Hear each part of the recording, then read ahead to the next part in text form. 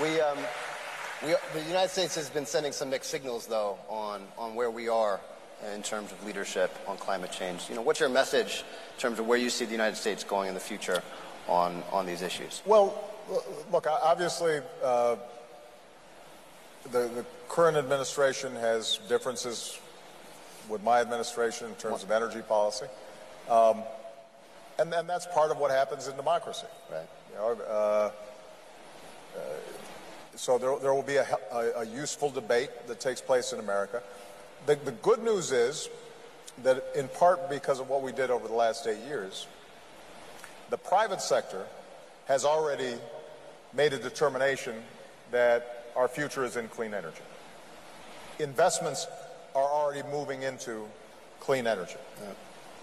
Yeah. And you know, automakers have already started thinking about how do we improve fuel efficiency. Those things are locked in now into the economy. So although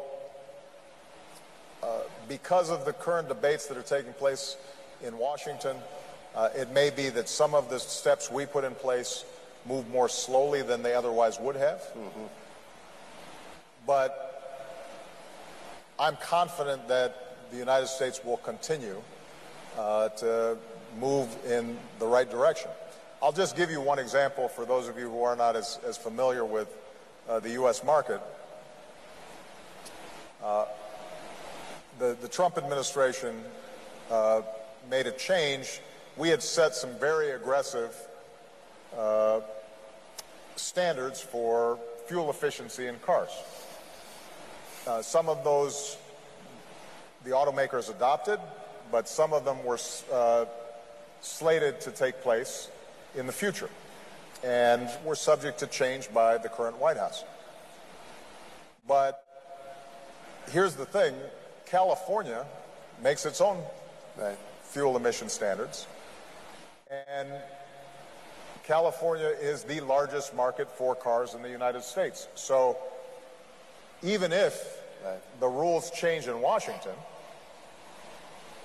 there's no U.S. automaker that can afford to produce a car that is not fuel efficient enough to be sold in California. Right. And so that's what I mean about how many of these issues are already being determined at the local level by business investors, by engineers who are making decisions now about planning for the future. Right. And it makes sense from an economic point of view. There should be no company on earth that wants to waste energy, because energy costs money. And if they can find ways to be more energy efficient, that will reflect itself in their profits. Yeah. And what we've tried to do is create market incentives that have unlocked some of the progress and innovation that needs to be made in the energy sector. And now, obviously, what this conference is representing is the same opportunity in the food sector. Because, as I noted in my remarks, although we've made real progress in becoming more efficient on the energy side, not as much as we need to, but we've become more efficient. Yeah. We are actually seeing a continuing increase in the emissions that are coming out of the agricultural sector. Yeah. And a lot of that has to do with changing diets around the world. As people want to increase meat consumption,